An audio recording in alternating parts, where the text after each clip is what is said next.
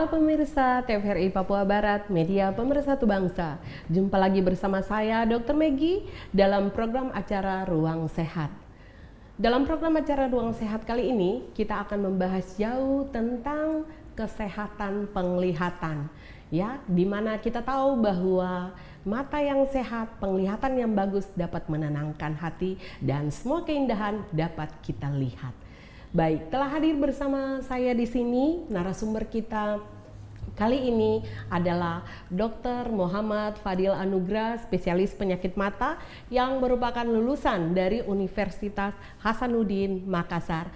Halo dokter, senang sekali bisa jumpa bersama kami di sini dalam program acara Ruang Sehat TVRI Papua Barat. Ya.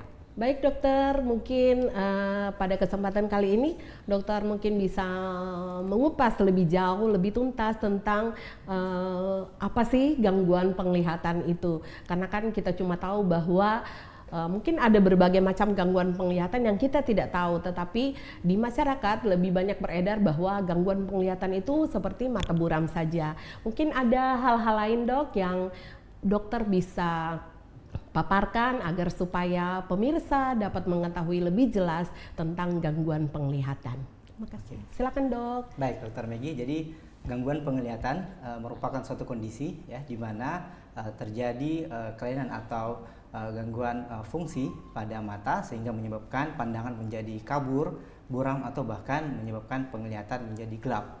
Ya. Kemudian untuk penyebab-penyebabnya sendiri itu ada katarak, kemudian yang kedua ada gangguan refraksi, kemudian glaukoma, gangguan retina, dan terakhir kelainan karena korneanya.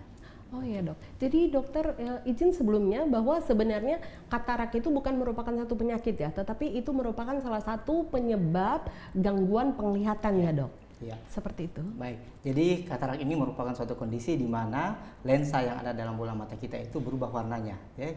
Yang tadinya berwarna bening atau transparan, dia berubah menjadi warna keputihan. Nah, seiring bertambahnya usia, perubahan ini akan tetap bertambah, tetap berjalan. Akhirnya ini yang menyebabkan penglihatan pasien seperti melihat seperti ada bayangan-bayangan atau ada asap-asap tebal ya. Dan ini sangat mengganggu untuk kehidupan sehari-harinya. Itu untuk katarak ini dok, apakah itu diderita oleh usia tertentu saja ataukah bisa dari anak-anak bisa sudah kena katarak dok? Ya, jadi umumnya katarak ini biasa dimulai di usia 50 tahun ke atas ya. Namun di usia muda, usia anak-anak bahkan bayi pun bisa mengalami katarak. Nah, itu ada penyebabnya lagi. Untuk anak-anak biasa diakibatkan karena infeksi. Ya, infeksi dari misalnya di dalam rahim ibu. Kemudian untuk anak-anak usia 5 tahun, 6 tahun ya itu biasa karena terkena benturan ya, sampai untuk dewasa juga itu penyebabnya. Kemudian dewasa muda bisa terjadi karena terjadi benturan tadi, kemudian ada riwayat diabetes, kemudian sering mengkonsumsi obat-obat steroid. Ya, itu. Seperti itu ya dok. Jadi memang sebenarnya bayi dalam dalam kandungan itu sudah punya potensi untuk terkena katarak ya dok. Ya. Nah itu potensinya besar bila ibu itu kurang mengikuti kontrol ke bidan atau dokter kandungan untuk screening ya, terutama untuk virus ya, tokso maupun rubella. Ya, jadi kondisi ini ya atau virus ini dia bisa menyebabkan gangguan pada katarak atau gangguan pada lensanya mengakibatkan katarak. Oh iya, jadi dengan kata lain bahwa virus juga bisa mengakibatkan gangguan penglihatan. Ya. Terutama pada bayi ya. Bayi, betul. Oh iya begitu. Nah, kalau pada anak-anak yang seperti dokter sebutkan tadi itu ada terjadi trauma ya dok, ada benturan. Itu kira-kira seperti apakah dok trauma yang bisa menyebabkan katarak pada anak-anak?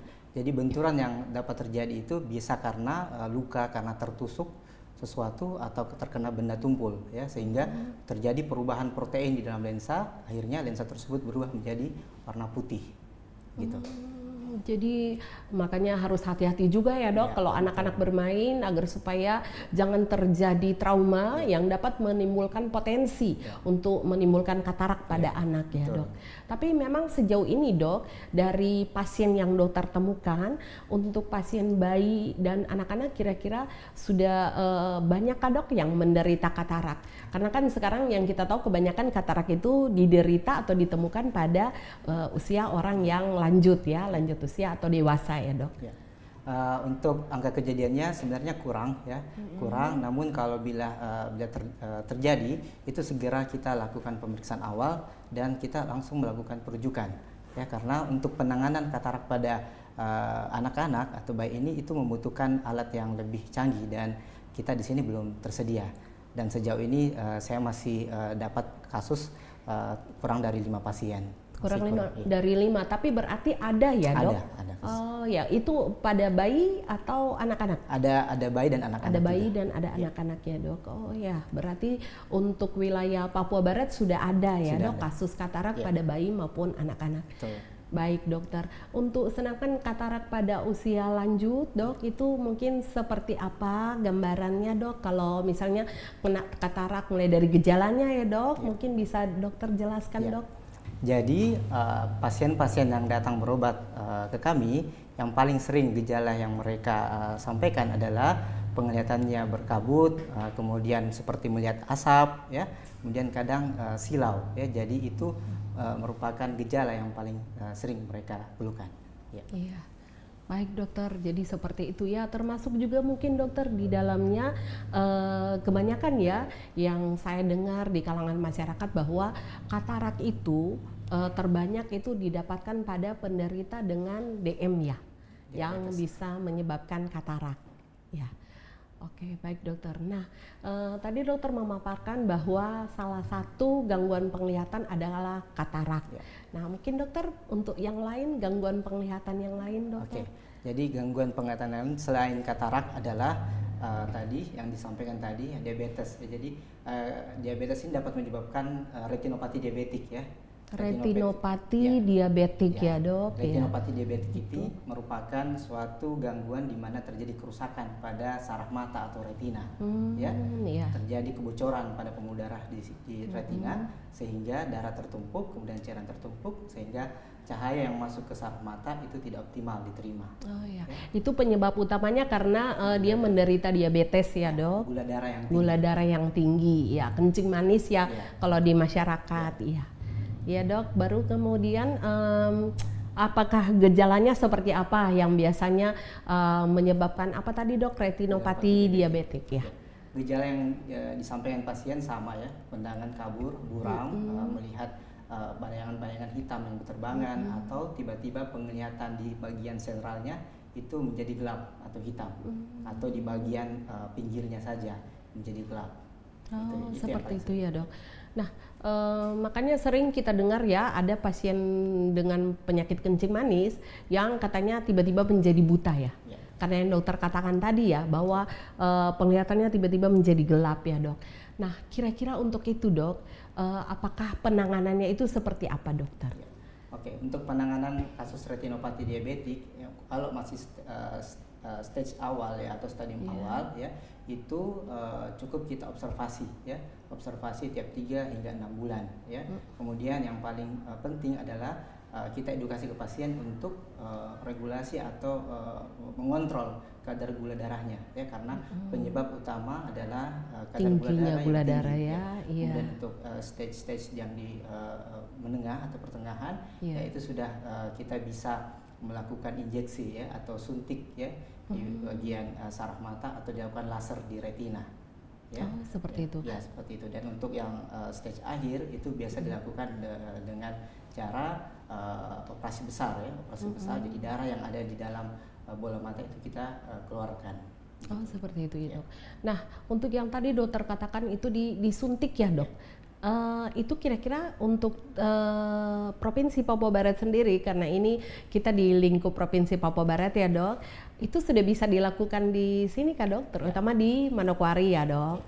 Sebenarnya untuk suntiknya sendiri itu kita bisa lakukan di sini, namun kemarin kita terkendala dengan ketersediaan obat-obatan. Oh, Ya, jadi iya, saya juga sudah melakukan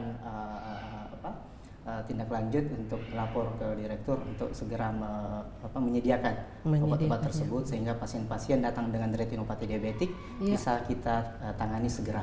Gitu. Oh iya. Banyak nggak dok kira-kira yang mengalami retinopati diabetik di Manokwari? Ya, cukup banyak dok. Ya, Cukup jadi banyak, pasien-pasien dengan kadar gula yang tidak terkontrol, ya, itu kadang-kadang mereka pertama kali datang ke dokter mata. Nah, dia datang dengan pandangan yang berkabur, kemudian pandangan yang tiba-tiba gelap, ya.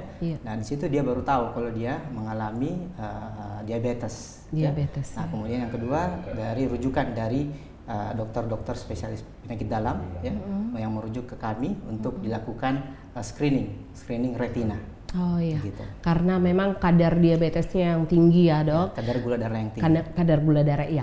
Nah baik dokter, untuk pasien-pasien tersebut jika memang karena berarti kalau mereka sudah kena retinopati diabetik berarti kan mereka sudah dua penyakit otomatis yang disandangnya ya dok. Dalam hal ini untuk matanya dan kemudian untuk penyakit kencing manisnya. Nah jika teratasi misalnya kan untuk dari sisi matanya kita teratasi, ada kemungkinan nggak kalau misalnya gulanya tidak terkontrol itu masih mengakibatkan lebih lanjut untuk gangguan pada penglihatannya dok? Oke, baik. Jadi kerusakan pada retina ini terjadi karena suatu proses yang sudah berlangsung lama. Ya, proses yang berlangsung lama ini terakumulasi atau terkumpul, ya, sehingga terjadi kerusakan pada saraf mata. Nah, kalau pasien sudah ditangani, gulanya sudah stabil, itu tidak bisa langsung mengembalikan penglihatannya seperti semula, karena sudah terjadi kerusakan pada saraf mata. Nah, tujuan pengobatan, tujuan terapi yang diberikan oleh dokter mata itu mencegah jangan sampai penglihatan yang sudah hilang ini memburuk, jangan sampai penglihatannya memburuk sampai menyebabkan gelap. Ya, itu tujuan kami sebenarnya. Kami tidak bisa menjanjikan pasien untuk kembali seperti semula untuk kondisi saraf matanya, tapi kita bisa menjaga agar penglihatannya bisa tetap di kondisi seperti itu dan tidak tambah buruk lagi. Artinya kita pertahankan supaya tidak terjadi lebih buruk lagi ya, sambil tetap tentunya pasien itu sendiri tetap mengontrol supaya kadar gula darahnya itu tidak semakin naik ya. Oke, baik dokter.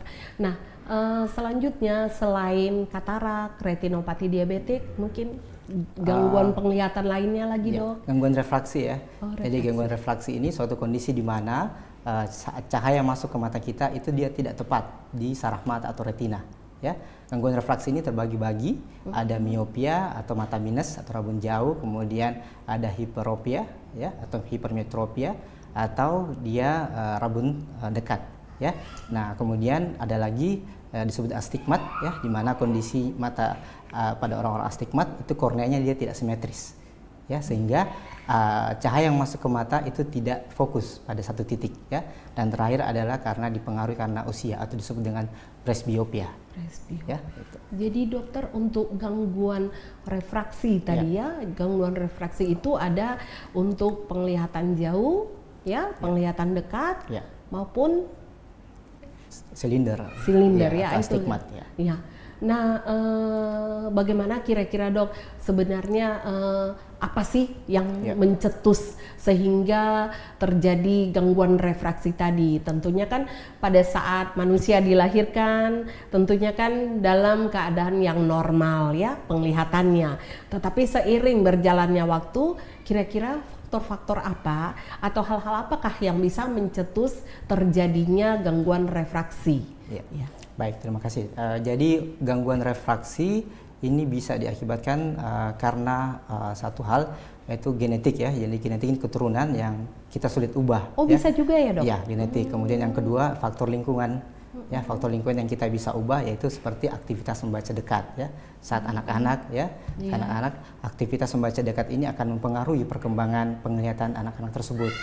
Ya, oleh karena itu biasa kami menyarankan untuk anak-anak untuk membatasi ya, membatasi penglihatan dekatnya, aktivitas membaca dekatnya, ya misalnya main HP Ya, dikurangi. sekarang Ya. kan pada booming anak-anak itu tidak bisa dijauhkan dari Ya. HP ya dok. Ya, itu kita batasi 1-2 jam, paling lama 1 hari. 1 hari Ya, 1-2 jam ya. sudah harus ya. Ya, kemudian kita anjurkan anak tersebut untuk main di luar tiap sore misalnya ya, agar penglihatannya bisa melihat yang lebih jauh gitu. Seperti itu ya dok. Nah dokter, dalam hal ini kan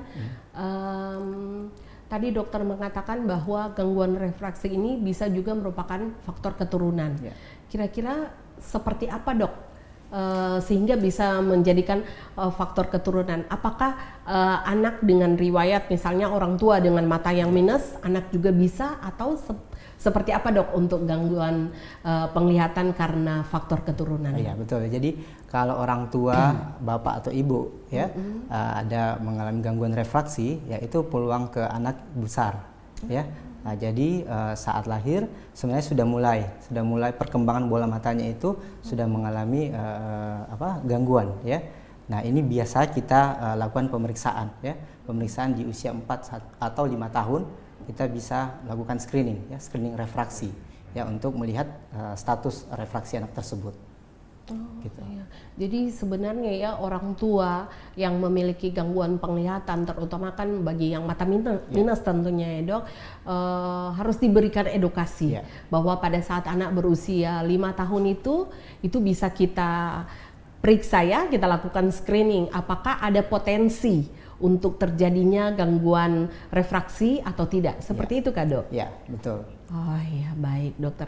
Nah, sementara untuk tadi dokter sempat menyebutkan silinder ya. Silinder itu pada gangguan penglihatan yang seperti apa ya dok? Karena kan dari masyarakat yang ada sering mengatakan bahwa wah mata saya sudah minus, silinder, bahkan ada yang rabun jauh lagi. Nah, kalau yang dikatakan silindris itu sebenarnya seperti apa dok? Jadi untuk gangguan refraksi ya, terbagi-bagi tadi ya, ada yang kita bisa koreksi dengan ukuran lensa minus, kemudian ukuran plus dan silinder. Silinder ini merupakan bentuk dari lensa kacamata yang akan kita pakaikan ke pasien. Ya, nah bedanya dengan lensa minus maupun plus ya, lensa silinder ini dia memiliki sudut ya, jadi memiliki sudut yang dapat mengkoreksi sinar yang masuk ke mata itu agar bisa fokus pada retina gitu. Dokter izin bertanya, bisa nggak seseorang yang dia mempunyai mata minus terus silindris juga dan rabun jauh juga, apakah bisa seperti itu dok? Ya, jadi kondisi itu bisa terjadi ya. Jadi tiga-tiganya ya dok diderita. Jadi pasien bisa mengalami mata minus ya untuk melihat jauh, kemudian ada silindernya juga ya. Itu untuk penglihatannya jauhnya juga, kemudian plusnya itu untuk saat dia membaca. Itu rata-rata pada usia 40 tahun ke atas. Gitu. Kalau usia 40 tahun ke bawah itu biasanya kami temukan hanya ada mata minus atau mata silinder atau salah satu dari keduanya. Oh iya. Gitu. Berarti untuk yang dekat ya, gangguan penglihatan dalam membaca dekat itu berarti perlangsungannya atau terjadi hanya pada batasan usia 40 tahun ke atas ya rata-rata di usia 40 tahun itu kita sudah mengalami istilahnya gangguan pada akomodasi ya, atau kekuatan mata kita untuk memfokuskan cahaya ke retina ya, sehingga saat kita melihat dekat ya penglihatan menjadi kabur. Oleh karena itu dengan bantuan kacamata plus itu bisa membantu dari tadi proses akomodasi tadi yang kurang gitu. Mungkin dipengaruhi juga dengan kerja dari sistem saraf mata ya dok. Seiring bertambahnya usia maka tentu hal itu mempengaruhi juga ya dok. Ya. Baik dokter, untuk gangguan penglihatan lainnya dok? Gangguan penglihatan yang lain ada glaukoma juga ya. Glaukoma ini terjadi karena terjadi peningkatan tekanan bola mata ya. Normalnya tekanan bola mata kita 15-20 mm air raksa ya. Kalau melebihi dari 20 itu dapat menyebabkan kerusakan pada saraf optik atau saraf mata kita ya. Ini terbagi lagi, ada yang akut atau kronis. Yang akut, gejala yang paling sering dialami oleh pasien itu penglihatan tiba-tiba kabur, kemudian yang kedua ada mual muntah dan nyeri kepala hebat Nah, ini yang harus segera kita lakukan penanganan, biasanya obat-obatan atau kalau perlu tindakan operasi segera. Sedangkan yang untuk kronisnya ini biasa kita berikan obat-obatan minum maupun tetes saja. Ya, kemudian harus sering kontrol. Gitu. Sering kontrol ya. Nah, dokter, penyebab pastinya dari glaukoma ini kira-kira apa ya, Dok? Ya, jadi penyebab pastinya itu bisa berkaitan dengan genetik juga, ya. Oh, genetik juga bisa ya, Dok? Bisa karena minus tinggi, bisa menyebabkan glaukoma juga, ya. Bisa karena katarak yang sudah istilahnya sudah matang, tidak dilakukan operasi, ya, bisa menyebabkan glaukoma. Retinopati diabetik juga, ya. Kalau tidak ditangani, dia akan dapat menyebabkan terjadinya pembuluh darah yang baru di situ, akhirnya tekanan bola mata meningkat. Seperti itu. Dokter, izin kembali ke mata minus tadi. Nah, kira-kira sampai seberapa jauh ukuran atau standar untuk mata minus itu ya? Dari yang pengalaman mungkin yang dokter dapatkan, ada pasien sampai di minus berapakah, atau dari dasar ilmu yang dokter miliki, kira-kira mata minus itu sampai berapa tingginya ya? Nah, jadi untuk mata minus itu yang terakhir yang saya pernah dapat ada sampai minus 15 ya. Minus 15. Ada ya, ya ada sampai minus 15, ada silinder sampai 6 ya. Oh, iya. Nah, itu kalau kondisi seperti itu penanganannya ya itu harus kita lakukan operasi ya. Kalau begitu operasi karena lensa yang kita berikan itu nanti tidak sesuai lagi untuk kacamata ya, sangat tebal jadi penanganan yang terbaik saat itu adalah operasi ya. gitu. Nah, kalau yang dioperasi itu apanya, maksudnya apanya yang diganti ya, Dok? Kalau pemahaman di masyarakat, apa sih yang diganti kok dioperasi? Ya, kalau kasus-kasus seperti tadi yang minus tinggi ya, itu yang dioperasi adalah kita menanamkan lensa di dalam bola mata. Oh, lensa tanam. Ya, lensa tanam. Ya, ini operasinya operasi ringan, ya, tidak perlu rawat inap. Biasanya habis operasi bisa langsung pulang. Nah, kalau kurang dari minus 10, ya, itu biasa kita operasi dengan cara laser atau lasik, ya. Lasik ini yang paling sering, ya. Jadi dia lasik ini bisa mengoreksi ya mata minus, silinder maupun mata plus, gitu. Dokter, beda operasi lasik ini kan dokter katakan tadi bahwa itu tanam lensa ya. Apa beda dengan penggunaan lensa kontak? Ya, jadi untuk operasi lasik sendiri ya, lasik itu dia alat tersebut dia lakukan scan ya, scan kemudian dia merubah bentuk dari kornea. Jadi dia hanya batas di sampai kornea saja. Kemudian yang tadi kalau minusnya tinggi ya, itu dioperasi ditanamkan lensa. Ya, kemudian untuk lensa kontak itu sejauh ini ya minusnya biasa minus rendah atau minus sedang gitu yang kita bisa berikan. Seperti gitu. Itu ya.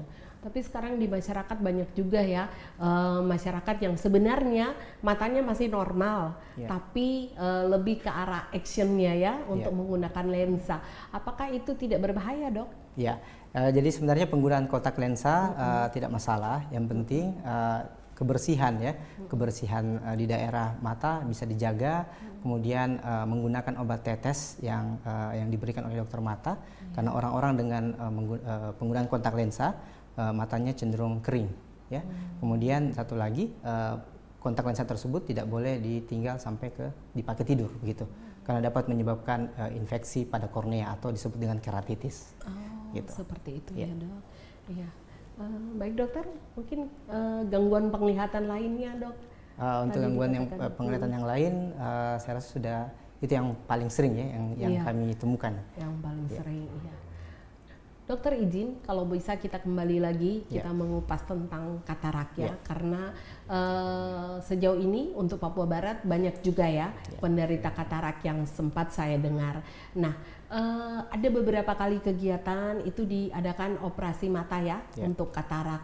Nah, dokter kira-kira sejauh mana keberhasilan penanganan katarak dengan dilakukan operasi? Ya, baik. Jadi satu-satunya penanganan yang bisa kita lakukan pada kasus katarak adalah dengan cara operasi ya. Operasi katarak ada banyak ya, tapi yang paling sering digunakan saat ini adalah dengan cara operasi vekoemulsifikasi atau orang awam sering sebut dengan laser ya.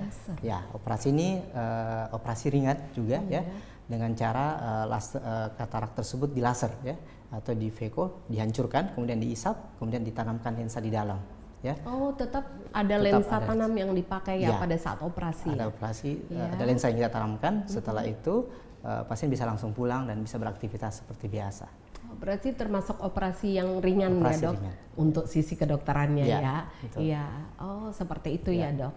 Berarti kalau di sini untuk pelayanan dokter sehari-harinya izin bertugas di Ya. Rumah Sakit Umum Daerah Manokwari. Ya, betul. Berarti sudah menangani juga untuk operasi pasien-pasien katarak. Ya, betul. Ya, jadi kita di sini sudah melakukan pelayanan operasi VECO atau laser ya. Dengan angka keberhasilan dari laser ini lebih dari 90%. Ya, jadi sangat baik dan sangat efisien ya untuk penanganan tersebut. Untuk operasi lain yang biasa kami lakukan di sini adalah operasi selaput juga dan glaukoma.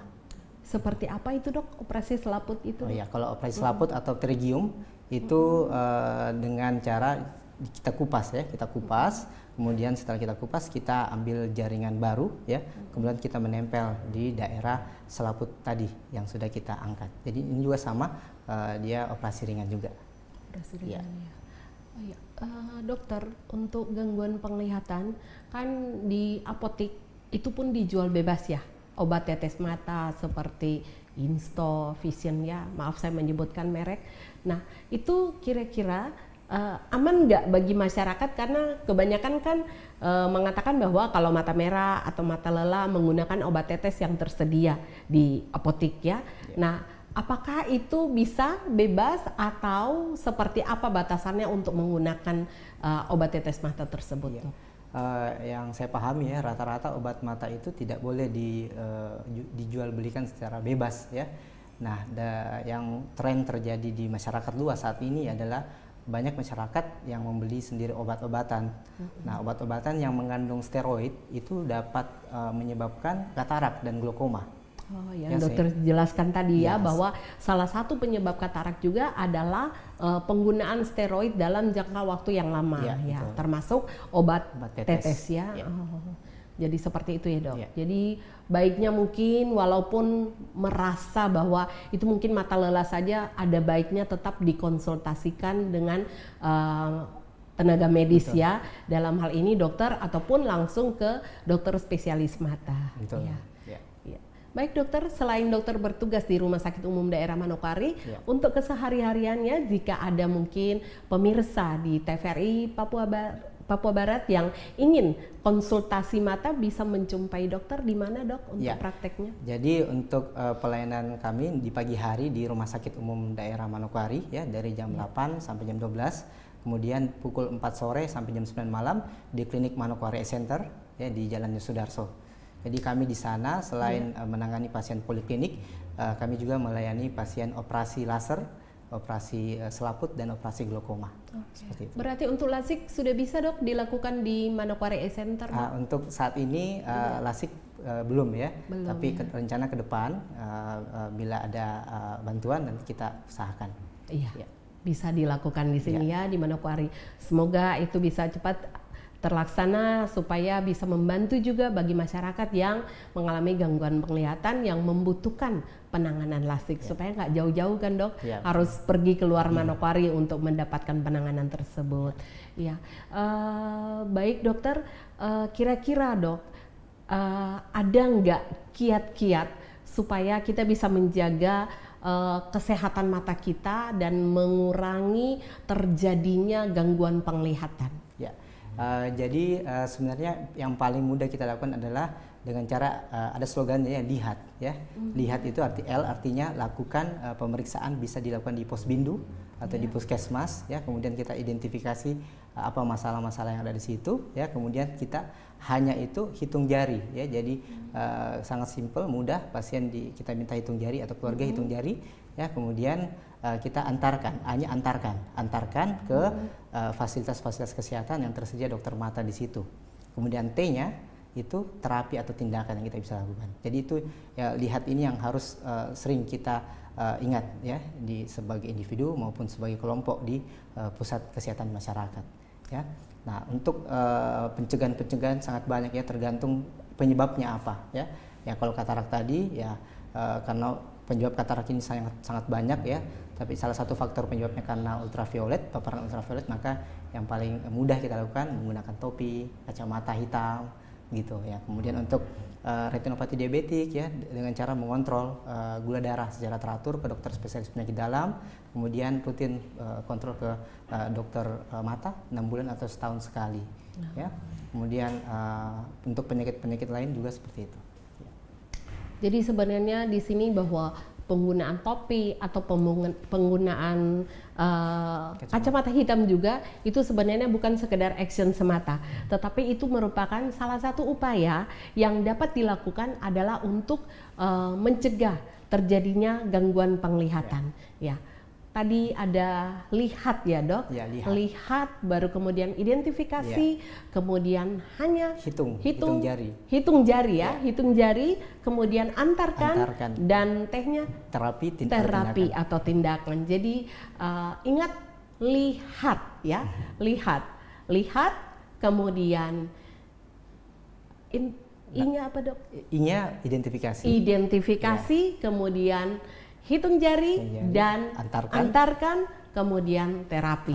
Wah, ini slogan untuk kita mencegah ya terjadinya gangguan penglihatan. Karena kita tahu bersama jika baik penglihatan kita, maka akan baik juga cara pandang, cara pikir kita. Ada juga yang mengatakan bahwa jatuh cinta pertama kali itu pada saat tatapan pertama. Nah, kalau sudah tatapan pertama mata kita sudah buram, maka tentunya akan mempengaruhi langkah selanjutnya.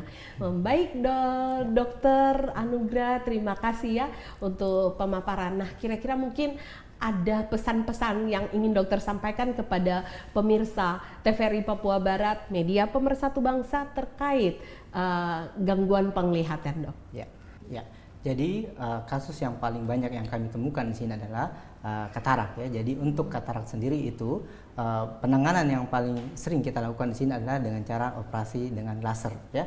Operasi ini operasi ringan ya, pasien tidak perlu rawat inap, dan setelah operasi pasien tersebut bisa langsung pulang ya. Operasinya ini menggunakan teknologi vakoemulsifikasi ya. Jadi katarak yang ada di dalam bola mata itu akan dihancurkan kemudian diisap ya. Jadi kondisi bola mata itu dia tidak dikeluarkan ya. Hanya seperti ada pulpen yang dimasukkan ke dalam bola mata, kemudian melalui alat tersebut katarak dihancurkan kemudian diisap dan terakhir ditanamkan lensa ya. Setelah operasi pasien bisa langsung pulang, dan untuk perawatan di rumah pasien cukup untuk tidak terkena air dulu di daerah kepala atau mata selama 2 pekan ya. Setelah itu bisa beraktivitas seperti biasa ya. Kemudian tidak ada pengaruh ya, setelah operasi tidak ada pengaruh untuk pasien mau melihat HP ya. Jadi tidak masalah. Jadi pasien bisa beraktivitas ringan ya. Nah, kemudian sebelum operasi katarak kita harus pastikan dulu ya. Jadi syaratnya itu gula darah pasien tidak boleh lebih dari 200, kemudian untuk tensinya tidak boleh lebih dari 150/100 ya. Jadi ini yang harus kita perhatikan dulu sebelum kita lakukan operasi ya. Mungkin saya kira untuk katarak itu. Ya, baik dokter. Jadi memang langkah-langkah yang harus dilalui oleh pasien yang sudah terinfeksi katarak, mulai dari pada saat dia pertama datang berkunjung ke dokter, dan pada saat itu dia dipastikan terdiagnosa untuk katarak, sehingga melakukan tahapan-tahapan pemeriksaan yang dilalui sampai pada akhirnya kita melakukan tindakan ya. Dalam hal ini dokter mata melakukan tindakan dengan tindakan operasi, dan setelah ditindaki dengan operasi maka tentunya pasien harus memperhatikan hal-hal yang dokter katakan tadi, bahwa setelah operasi dengan jangka waktu tertentu bisa beraktivitas seperti biasa. Nah dokter, dari beberapa pasien yang dokter tangani, ada nggak yang di antara beberapa pasien yang mungkin kan kita tahu sendiri bahwa tindakan medis yang dilakukan ada yang berhasil dengan baik, namun ada juga yang tingkat keberhasilannya rendah, ada faktor-faktor tertentu. Kira-kira dokter bisa jelaskan nggak, apakah dari semua pasien yang diatasi ada nggak yang mungkin ternyata perlu tindakan yang lebih lagi, atau? Ya, baik. Jadi untuk kasus katarak ya, dia memiliki angka keberhasilan 90% lebih ya. Namun pada kondisi-kondisi tertentu seperti infeksi ya, infeksi yang terjadi di bola mata pasien atau radang yang hebat ya, itu butuh penanganan tindak lanjut yang lebih tinggi lagi ya. Itu biasa kita rujuk pasien ke kota-kota besar untuk dilakukan penanganan ya. Ini biasa kalau infeksi berat ini terjadi biasa karena faktor kuman ya. Kuman yang ada di dalam di permukaan bola mata pasien itu masuk ke dalam bola mata ya. Tapi angka kejadiannya sangat rendah ya. Angka kejadiannya sangat rendah ya, tidak sampai mungkin 1% untuk angka kejadian infeksi tersebut ya. Sisanya semua bisa kita tangani di sini. Itu. Oh iya. Ya. Baik, dokter. Nah, tadi dokter katakan bahwa ada 3 hal penting ya, yang terkait dengan gangguan penglihatan yang membutuhkan konsentrasi penuh bagi masyarakat supaya meningkatkan upaya-upaya untuk penglihatan kita baik. Pertama katarak, kemudian yang kedua mungkin apa dokter? Yang kedua retinopati diabetik ya, ini yang paling banyak kasusnya juga. Oh ya. banyak juga kasusnya ya dok? Banyak kasusnya, Iya, semakin banyak yang diabetes maka atau gula maka risiko terkena retinopati diabetik ya itu meningkat juga ya. Jadi yang paling sederhana yang bisa kita lakukan adalah dengan cara mengontrol kadar gula darah kita ya, rutin ke spesialis penyakit dalam, kemudian ke dokter mata untuk periksa saraf matanya, kemudian di rumah ya kurangi konsumsi makan dan minuman yang manis ya, itu. Artinya yang memicu bisa meningkatkan kadar gula darah ya dok? Karena penanganan kalau bila terjadi kasus retinopati diabetik itu cukup kompleks ya, apalagi kalau dia sudah di stage akhir atau di stadium akhir ya, itu butuh penanganan yang lebih tinggi ya, itu harus kita rujuk ya. Nah kita bisa lakukan di sini tindakan seperti injeksi ya ataupun laser retina ya, tapi kami di sini masih terkendala karena alat-alat tersebut. Jadi mungkin di stage awal ada beberapa pasien itu kami sudah edukasi ya, untuk segera dirujuk agar supaya mendapatkan penanganan di awal sehingga tidak terjadi gangguan penglihatan yang berlanjut nantinya gitu. Seperti itu dok ya. Kemudian satu hal lagi dok, terkait refraksi mungkin ya dok. Jadi gangguan refraksi ini apalagi selama pandemi terakhir, 2 tahun terakhir pandemi ya, yang mengharuskan anak-anak bekerja atau belajar aktivitas di depan, dengan gadget itu ya dok, di depan laptop ya, sehingga ini merubah perkembangan mata anak tersebut ya, sehingga untuk aktivitas penglihatan jauhnya itu berkurang ya, karena keseringan matanya itu sudah terpapar dengan objek yang dekat. Gitu. Dan sampai saat ini gangguan refraksi itu hanya bisa kita tangani dengan kacamata yang untuk simpelnya, kemudian yang untuk yang lebih kompleks lagi itu kita bisa lakukan dengan operasi lasik ya, operasi ringan maupun operasi mata yang lain dengan cara menanamkan lensa yang ada dalam bola mata. Seperti itu. Ya. Dok, ada kan beredar di masyarakat bahwa pengaruh sinar cahaya ya itu bisa juga pengaruh radiasi, bisa juga mempengaruhi gangguan penglihatan. Ya. Itu seperti apa ya dok kira-kira? Kalau untuk sinar radiasi ultraviolet ya yang dimaksud ya itu bisa menyebabkan gangguan langsung pada retina ya. Tapi itu bila kita langsung melihat sumbernya, misalnya matahari ya atau gerhana misalnya. Oh, seperti itu ya. Saat kondisi tersebut kita langsung melihat tanpa ada penghalang atau kacamata, itu bisa menyebabkan kerusakan pada retina ya atau saraf mata. Nah, namun kalau kita berbicara dengan radiasi dari sinar laptop, sinar HP ya, sejauh ini saya belum menemukan bahwa sinar radiasi tersebut dapat merusak retina ya. Yang bisa terjadi hanya menyebabkan mata kita lelah saja ya. Mata kita lelah maka saya biasa memberikan edukasi ke pasien untuk membatasi. Jadi aktivitas membaca dekat ya itu kita batasi 20 menit maksimal, kemudian 20 detik harus istirahat, diupayakan melihat jauh sejauh 6 meter minimal. Jadi setelah 20 detik istirahat silakan kembali bekerja selama 20 menit. Jadi itu terus yang kita bisa ulangi sehingga mencegah terjadinya mata lelah maupun mata kering. Oh Ya, gitu. Ya.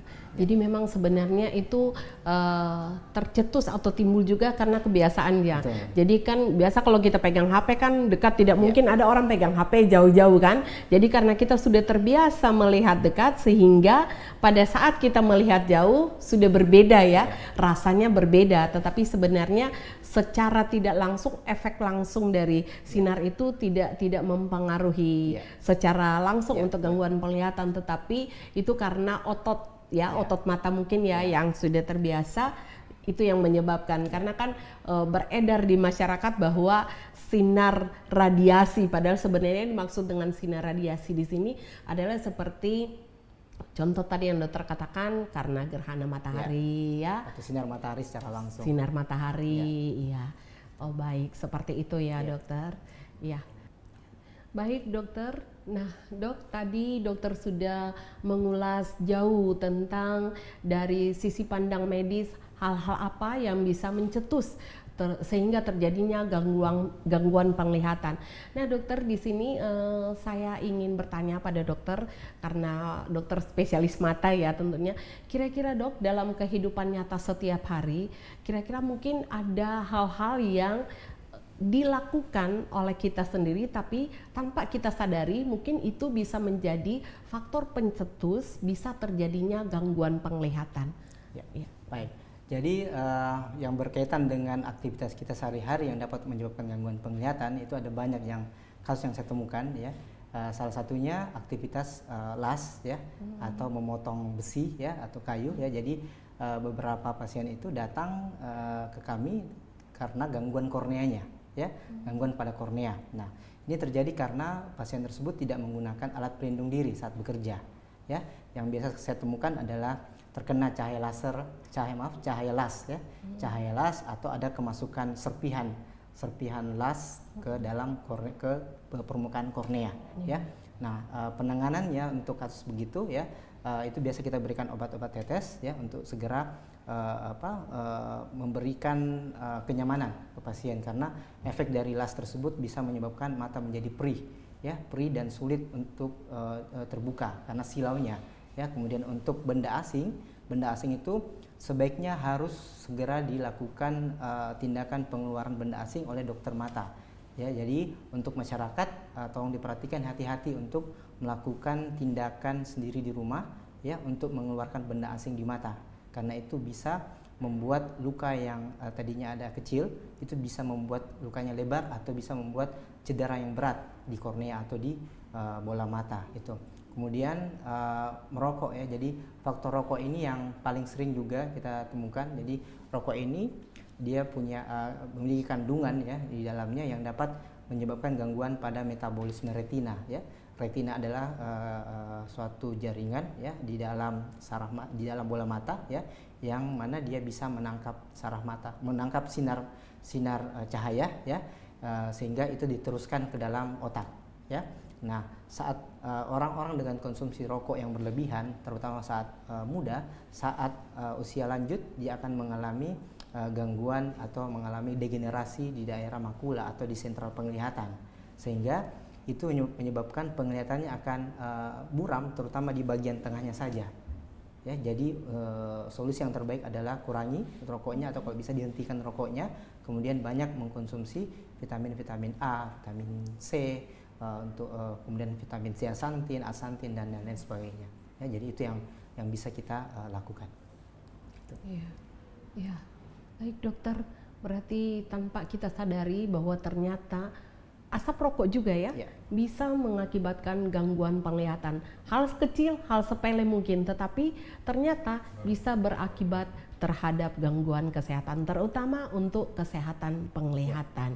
Ya, baik dokter, dari beberapa hal yang terjadi di masyarakat, dokter, ada fakta dan mitos ya dok. Nah, kira-kira dokter, kalau orang mengkonsumsi herbal, kan banyak juga yang melakukan pengobatan dengan menggunakan herbal. Kira-kira dok, mengkonsumsi herbal untuk penanganan gangguan penglihatan itu fakta atau mitos, Dok? Ya.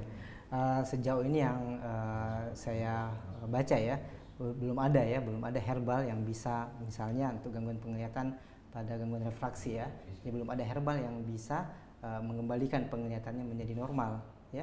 Hanya untuk gangguan refraksi hanya bisa kita tangani dengan cara penggunaan kacamata saja ya. Begitupun juga dengan katarak, retinopati diabetik ya, kemudian gangguan pada kornea, sejauh ini belum ada yang bisa mengembalikan itu dengan herbal. Oke, Cut. dokter sikat dulu.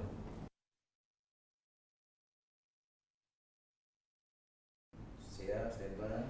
5, 4, 3. Baik dokter, ternyata memang ada banyak hal yang harus kita perhatikan dalam kehidupan kita sehari-hari ya, terutama dalam aktivitas kehari-hari, apa yang harus kita buat dan apa yang tidak boleh kita lakukan untuk mempertahankan kesehatan mata kita, dalam hal ini gangguan penglihatan, agar supaya gangguan penglihatan tidak terjadi dalam kehidupan kita setiap hari. Pemirsa sekalian, begitu jauh kita sudah mengupas tentang kesehatan mata, dalam hal ini berbicara tentang gangguan penglihatan, ada banyak hal yang ternyata tanpa kita sadari itu bisa mengakibatkan gangguan penglihatan. Dan sejauh ini kita sudah berbicara, dan semoga apa yang sudah disampaikan oleh Dr. Muhammad Anugrah sebagai dokter spesialis mata bisa menambah wawasan kita dan bisa menambah kepercayaan kita untuk meningkatkan gangguan kesehatan mata. Terima kasih dokter untuk pengulasannya. Masyarakat pemirsa sekalian, berarti kita bisa lebih memproteksi diri kita terutama untuk gangguan penglihatan. Pemirsa TVRI Papua Barat, tetap bersama saya Dr. Meggy dalam Ruang Sehat kali ini, dan kita akan kembali dalam segmen mitos atau fakta. Tetap bersama kami TVRI Papua Barat, media pemersatu bangsa.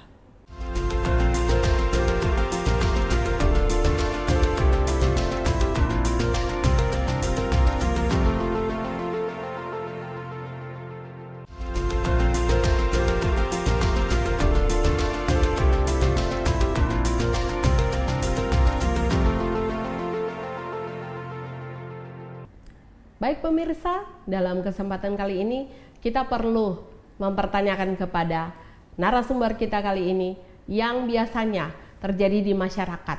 Apakah mitos atau fakta? Terkait katarak, dokter. Banyak yang mengatakan bahwa dengan mengkonsumsi herbal maka dapat mengobati katarak. Mitos atau fakta, dok? Ya, itu mitos ya.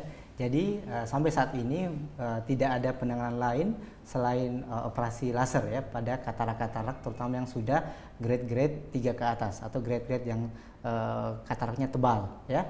Namun kalau misalnya pasien dengan katarak-katarak yang masih awal, katarak-katarak masih tipis, itu kita masih bisa bantu dengan kacamata ya. Namun kacamata ini dia tidak menyembuhkan atau tidak menghilangkan katarak ya, dia hanya bisa bertahan sementara ya. Biasanya 6 bulan atau sampai 1 tahun paling lama ya, kacamatanya bisa berfungsi ya. Setelah itu karena kataraknya semakin menebal, maka kacamatanya nanti akan tidak optimal lagi ya. Makanya untuk operasi katarak yang terbaik saat ini adalah dengan cara operasi gitu. Mengkonsumsi herbal bisa mengobati atau menyembuhkan penyakit glaukoma. Fakta atau mitos itu, dok? Itu mitos ya. Jadi sampai saat ini glaukoma ya hanya bisa kita berikan obat-obatan ataupun operasi ya. Obat herbal sampai saat ini belum ada juga yang bisa menyembuhkan ya glaukoma ya. Sama halnya juga dengan kacamata. Kacamata tidak bisa juga menyembuhkan gangguan pada saraf optik atau saraf mata, yang dimana saraf mata ini dia mengalami gangguan akibat tekanan bola mata yang tinggi. Ya, jadi saran saya ke masyarakat agar rutin ke dokter spesialis mata untuk dilakukan pengukuran tekanan bola mata dan pengukuran lapangan pandang penglihatan ya, karena pasien-pasien dengan glaukoma itu salah satu tanda atau tandanya adalah atau gejala-gejala yang biasa pasien alami, yaitu penglihatan di sekitarnya atau penglihatan yang di samping itu mengalami penyempitan, sehingga mereka sering kali setiap kali berjalan sering menabrak benda-benda di sekitarnya ya. Jadi sangat penting untuk selalu kontrol ke dokter spesialis mata untuk dilakukan pengukuran tegangan bola mata dan diberikan obat atau tindakan yang sesuai agar supaya penglihatannya itu tidak bertambah buruk, ya. Mungkin itu. Dengan mengkonsumsi ramuan minum, maka dapat mengurangi silindris pada mata. Ya. Mitos atau fakta, Dok? Itu mitos, ya. Jadi sampai saat ini gangguan refraksi baik mata minus, kemudian mata plus, mata silinder atau presbiopi atau mata tua, ya, sampai saat ini belum ada juga herbal yang bisa menyembuhkan itu, ya. Hanya kita bisa bantu dengan penggunaan kacamata dengan ukuran yang sesuai dengan kondisi mata pasien. Kemudian untuk penanganan tingkat lanjut itu bisa kita lakukan dengan cara operasi lasik, gitu.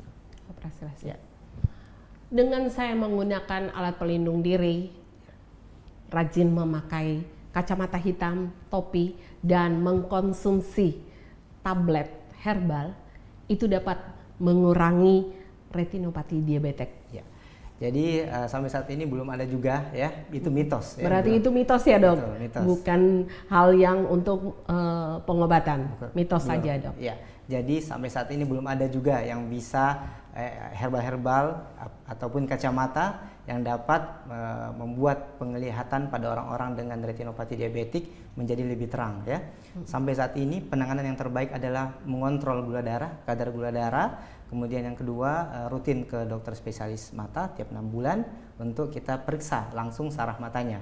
Apakah perlu penanganan laser retina atau suntik pada retina atau dilakukan tindakan vitrektomi atau pengeluaran darah yang ada di dalam bola mata. Jadi tujuan terapi ini adalah untuk menghentikan progresivitas atau perburukan dari kehilangan penglihatan. Jadi kita tidak bisa mengembalikan lagi penglihatan pasien menjadi semula, menjadi normal kembali bila sudah terjadi gangguan pada retina atau saraf mata.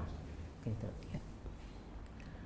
Rutin melakukan pemeriksaan mata minimal 6 bulan sekali, maka kita akan membantu meningkatkan kesehatan penglihatan kita. Pemirsa TVRI Papua Barat Media Pemersatu Bangsa, demikian sudah kita ikuti bincang-bincang kita pada kesempatan sore hari ini bersama dengan Dr.